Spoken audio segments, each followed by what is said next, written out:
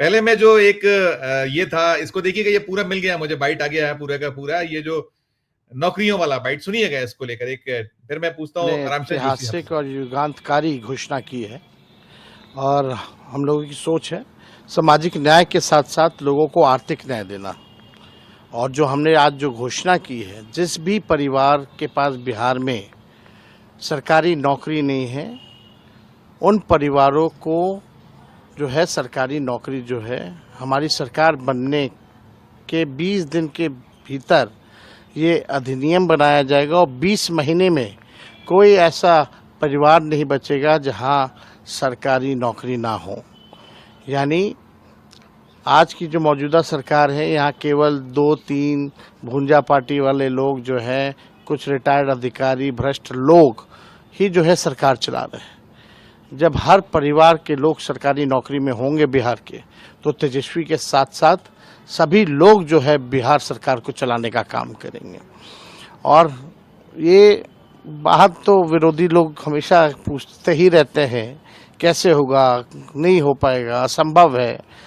पिछले बार भी 2020 में आपने देखा था, जब हमने कहा था पहले कलम से पहले कैबिनेट में 10 लाख नौकरी जो है तेजस्वी देगा, तब यही लोग जो आज सवाल पूछ रहे हैं वो उस समय भी सवाल पूछते थे।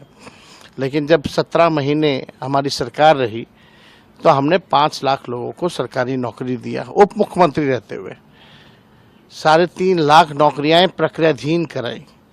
तेजस्वी ने जो जो घोषणाएं की उसको जो है 17 महीने में पूरा किया। तेजस्वी की उम्र कच्ची है लेकिन जुबान पक्की है, तो हमको कोई प्रमाण देने की ज़रूरत नहीं। ये बिहार की जनता जानती है कि जो तेजस्वी कह रहा है वो करेगा। और ये हम लोग जब भी कोई घोषणा करते हैं तो हम लोग अध्ययन करते हैं, साइंटिफिक रूप से भी अध्ययन किया जाता है, और हम लोग अध्ययन करके ही बोल रहे हैं। ये भी फिजिबल है, हमने करके दिखाया, फिर करेंगे और 20 महीने में करके दिखाएंगे। तो जो लोग विरोधी हैं वो बोलते रहने दीजिए। चुनाव आया है तो बेरोजगारी भत्ते की बात कर रहे हैं, लेकिन नौकरी रोजगार के बारे में बात नहीं कर रहे। और इस बार बिहार की जनता ने मन बना लिया है, मूड बना लिया है कि किस पुरानी निकम्मी खटारा सरकार को उखाड़ फेंकेंगे और एक बेहतर बिहार, नई सरकार बनाएंगे, नए संकल्प के साथ बनाएंगे और बिहार को नंबर 1 बनाएंगे। लेकिन आप कह रहे हैं कि सरकार, जोशी सर, ये जो बात कही कि उम्र कच्ची है लेकिन जुबान पक्की है, और इस बार ये है कि कच्ची उम्र, या जो जिनको थोड़ा समझा जा रहा है कि ये जूनियर है या नौसिखिए हैं, कम ताकत वाले प्लेयर हैं, लेकिन कई बार जो कम ताकत वाला भी पटखनी देता है, अगर आप अखाड़े में आइए तो वहां और भी बहुत सारे उदाहरण है। प्रतिक्रिया सब पर आपकी, जोशी साहब।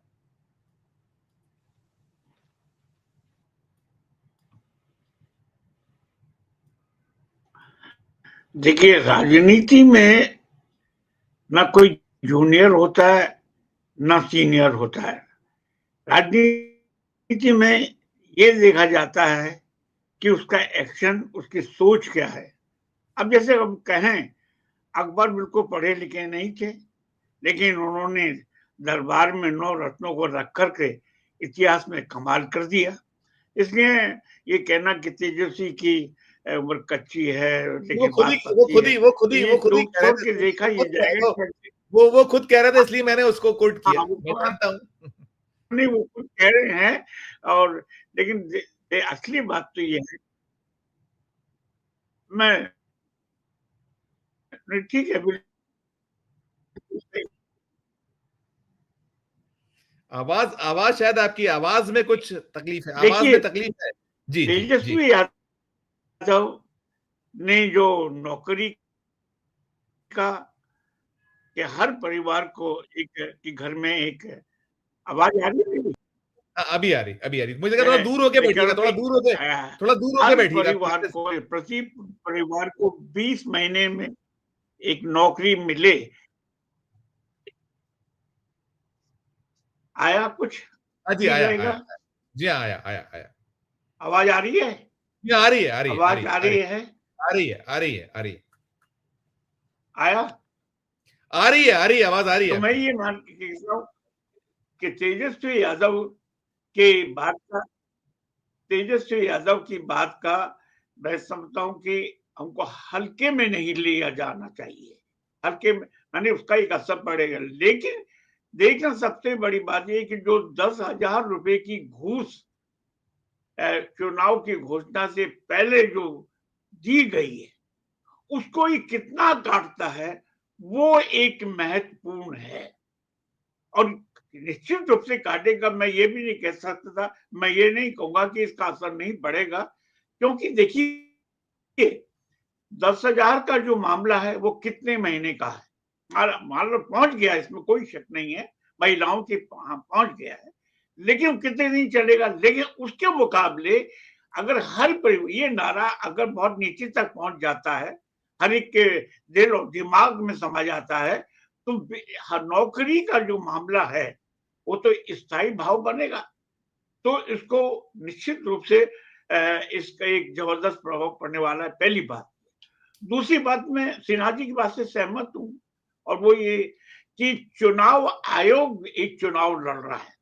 अब जी हाँ। यानी बहुत तरीके से उसने जो खेल खेला है, और दोस्तों को जिसे बोलते हैं डिसआर्म कर देना कि जाइए आप डिस्ट्रिक्ट कलेक्टर के पास जाइए, डीएम के पास जाइए, जो भी करना हो करिए, हमने तो ये कर दिया कर दिया। ये एक बहुत बड़ा खेला है। इस खेला को कैसे काटते हैं? देखिए, एक बात तो मान के चलिए, चिराग पासवान, जीतनराम मांझी और दूसरे लोग हैं, ठीक है, खिलाड़ी तो हैं, लेकिन इतने बड़े भी खिलाड़ी नहीं कि वो एनडीए से ये क्या कहें कि विद्रोह कर देंगे, बगावत कर देंगे, और इसके बाद एक अलग झंडा परचम लेकर के वो एक ऐसा मैं फिलहाल इसकी संभावना नहीं मानता, क्योंकि देखिए वैचारिक अगर विचारधारा के ऊपर से लड़ाई होती, ये कहने के लिए कहें कि साहब हमको इतनी सीटें चाहिए, और हमेशा पॉलिटिक्स में सबसे बड़ा तो ये गेम होता है कि आप अपनी मांगे ऊंचाई से शुरू करिए, और फिर देखिए नेगोशिएट आप कैसे करते हैं, तो मोड़ तो ये तो सब चलेगा। लेकिन विद्रोह की स्थिति में कहीं न कहीं चाहे वो हेतुमैन जोशी सर, आपकी आवाज कट रही है, को मुझे जिनको रिजॉइन करिए। जोशी सर, मुझे आपकी आवाज सूचना कट रही है। मिले, आवाज आपकी बहुत समस्या है। लेकिन कुछ मिलेगा एक बार रिजॉइन कर लीजिए प्लीज। तब आप रिजॉइन कर लीजिएगा, एक बार पूरा रिजॉइन करिए। जोशी साहब, ये जो हम कह रहे थे पहले चरण में, हम बात कर रहे थे, उसी को आप आगे बढ़ाइए। कुछ आपकी छूट रही चीजें, साथ साथ जो नीतीश कुमार जी की खामोशी होती है, तूफान के पहले के सन्नाटे बार बार दिखते हैं कि वो वक्त रहते बहुत कुछ अपना वो रूप दिखाते हैं, भले ही वो खत्म। लेकिन जो भी अनिल सिन्हा साहब कह रहे थे कि उनकी अपनी वॉइस है, वो जो एक उनका कहते हैं ना कि बार बार कि उनको केवल चेहरा ही काफी है उस बिहार में। तो ऐसे सब में क्या आप देखते पाते हैं, क्या जो एनडीए जहां भी खड़ा है, जो चाहे वो सीट शेयरिंग को, और बीजेपी की अपनी महत्वाकांक्षा है कि बड़ा दल बन के उभरे, मुख्यमंत्री पद हमारे पास हो। आपकी जो टिप्पणी छूटी थी उसके साथ में टिप्पणी। देखिए, सबसे पहले तो मैं ये मान के चलता हूं कि नीतीश कुमार जी को आप राइट ऑफ नहीं कर सकते बिहार की राजनीति से। चाहे वो वैसा उनके बारे में जो प्रचार हुआ कि फिजिकली और मेंटली बीजेपी ने काफी कुछ कर डैमेज करने की कोशिश की, इसमें कोई शक नहीं। लेकिन ये मामूली बात नहीं है कि नीतीश कुमार पिछले 7-8 बार का मुख्यमंत्री बन चुके हैं। इतने मतलब ये कला उनमें है, और ये उन्होंने पूरे देश में रिकॉर्ड तोड़ा है कि मुख्यमंत्री इतनी बार बनने का। इसका मतलब ये है कि एक ऐसे व्यक्ति को आप आसानी से राइट ऑफ कर देंगे, हाशिए पे डाल देंगे, ये बिल्कुल मुमकिन नहीं है। मैं ये पहली बात ही मानता हूँ। दूसरी बात ये मानता हूँ, उनके पास एक हमेशा से एक कैप्टिव वोट रहा। याद रखिए कि नीतीश कुमार एक जमाना था जब नीतीश कुमार में हम प्रधानमंत्री का धातु वो मेटल देख रहे थे कि इस व्यक्ति में कॉम्पिटेंस है।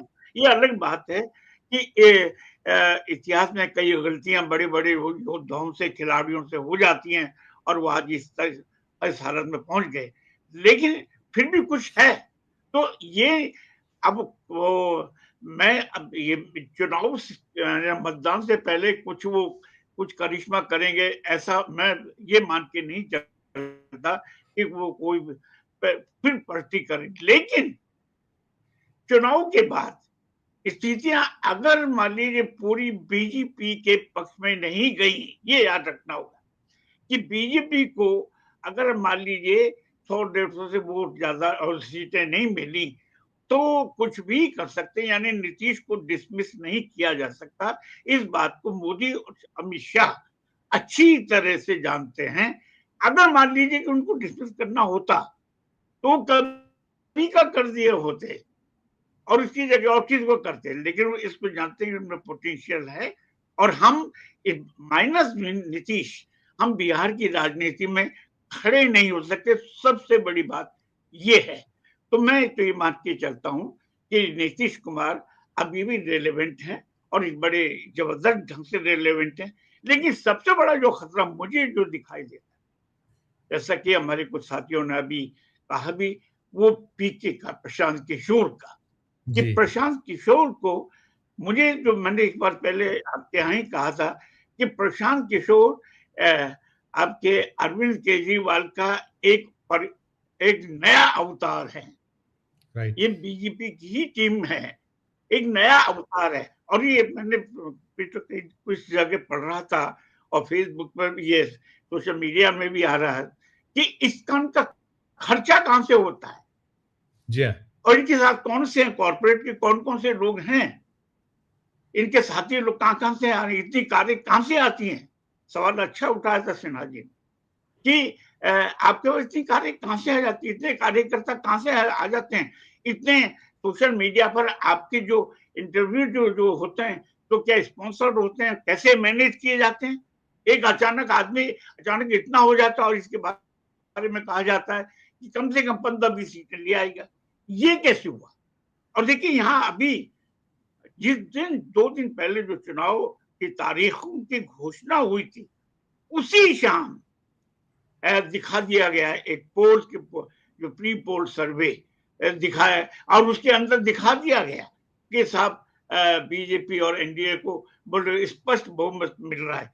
ये जो हवाबाजी और उसमें पीके का एक रोल है, तो इसका मतलब ये कि पीके को जानबूझ करके खड़ा किया गया जिससे कि ज्यादा से ज्यादा वोट काटे। तो मैं एक मान के चल रहा हूं कि नीतीश एक महत्वपूर्ण भूमिका निभाएंगे पर्दे के पीछे और सब कुछ इस पर रहता है। अगर बीजेपी की सीटें बहुत कम हो गई तो निश्चित रूप से नीतीश कुमार कुछ भी कर सकते हैं। मैं ये मान, अब देखना यह है कि इंडिया अलायंस की भूमिका क्या रहती है, बिल्कुल क्योंकि ठीक बिल्कुल अभी ठीक बहुत सारे मुद्दे सामने आ गए हैं कि जैसे कि पिछले दिनों 2 दिन पहले 3 दिन पहले अदालत में जूता फेंका गया मुख्य चीफ उसको जस्टिस के ऊपर, गवाही साहब के ऊपर। अब इस मुद्दे को देखिए, छोटी सी घटना, यहाँ बीजेपी की रणनीति सीखनी चाहिए अपोजिशन को कि वो आपदा में अवसर कैसे ढूंढती है बीजेपी, हर छोटी छोटी चीज में। जैसे कर- कि साहब मोदी जी की मां को गाली दे दी गई और एक माहौल बना दिया गया। क्या अब देखना ये कि जो विपक्ष है, जिसमें राहुल गांधी हैं, तेजस्वी यादव हैं और लोग हैं, वो कितना माहौल बनाते हैं घटनाओं को देख करके। जहां तक सवाल है, मैं अंत में यह भी कहना चाहूंगा, मायावती का कोई असर बिहार में नहीं, ठीक बिहार में बिल्कुल नहीं पड़े। और एक तो उन्होंने कह ही दिया कि मैं आभारी हूं मोदी योगी सरकार की। योगी अब मैं सरकार आपको यह पूछना चाहूंगा एक अंत में कि साहब मायावती जी, आप आभारी हैं, आप किसी के प्रति आभारी रहें, ये आपका अधिकार है। लेकिन आप दलित नेता होते हुए भी कम से कम अपने भाषण में एक जिक्र तो कर देती कि यूपी में पिछले दिनों दलितों के यस साथ यस अत्याचार यस यस हुए, दलित जी महिलाओं के साथ कितनी महिलाएं बिल्कुल जलाई गई, उनके साथ बलात्कार हुए। और ये भी बता देती कि इस समय भारत में महिलाओं के प्रति जो अत्याचार हैं उसमें सबसे ज्यादा ऊपर उत्तर प्रदेश की सरकार है। राइट सर, बिल्कुल महिला बिल्कुल। महिला नेता होती हुई इतनी बार मुख्यमंत्री रही हैं, आप एक वाक्य नहीं बोल सकती इतनी जगह। Exactly, बिल्कुल इसका बिल्कुल, मुझे मतलब लगता ये है है बिल्कुल बिल्कुल। जी। कि आपका जो दिखावटी है, इसलिए बिहार पे इसका कोई असर नहीं पड़ने वाला। मायावती जी का क्षमा करेंगे तो मैं तो ये मान के चलता हूँ कि हमको 2-3 लोगों पे नजर रखनी होगी। एक तो नीतीश कुमार की पोस्ट इलेक्शन सीनियरों पर, दूसरा प्रशांत किशोर पर। इसको लाइटली नहीं लेना चाहिए। चुनाव आयोग की जो चेहरा है, उसकी जो कारगुजारियां हैं, इसके बारे में तो हम सब जानते हैं, काफी बोल चुके हैं। वो तो यही कहा जाए बीजेपी की सबसे बड़ी ताकत, सबसे बड़ा हथियार चुनाव आयोग है।